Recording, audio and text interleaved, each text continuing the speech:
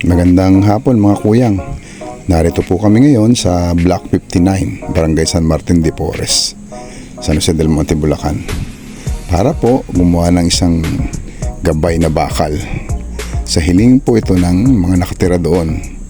Ito po ang aming proyekto ay pinamumunuan ni Kagawad Capistrano. Kasama po si Kagawad Mary Grace Casidsid, Consi Habulan, Consi Nico Castor, Consi Rosemary Masenda at ako po, Kagawad Domingo Pedroso.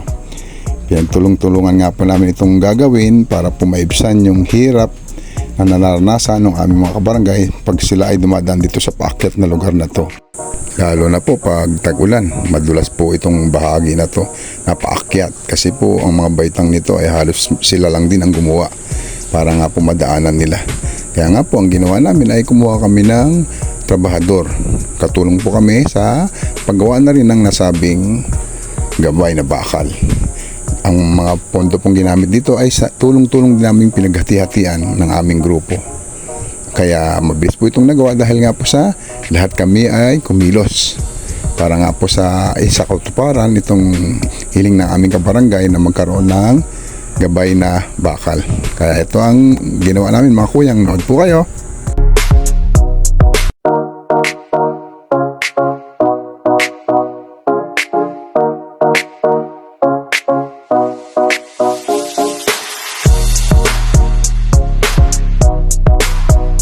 Kumuha nga po pala kami ng eksperto para dun sa paggawa ng gabay na bakal.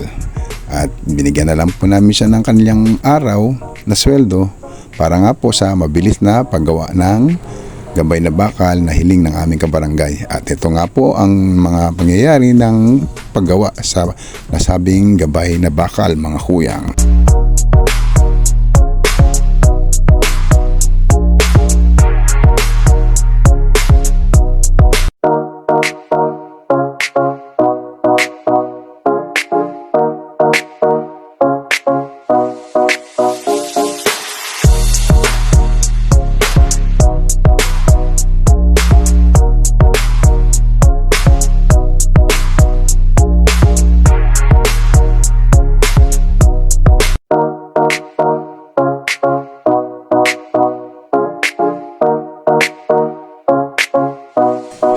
Makalipas lang ng halos isang araw ay agad na rin namin natapos yung gabay na bakal.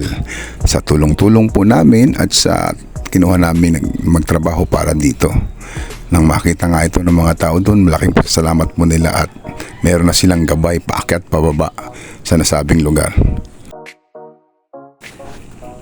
Hanggang dito na lang mga kuyang. See ya!